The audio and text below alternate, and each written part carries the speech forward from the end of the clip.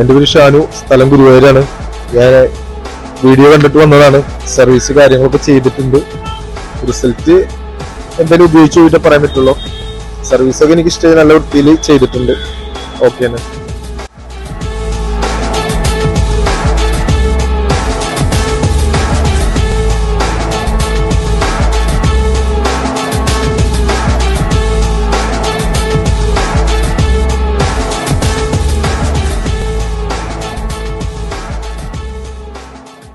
Hello, നമസ്കാരം ഷാനുഭായ്.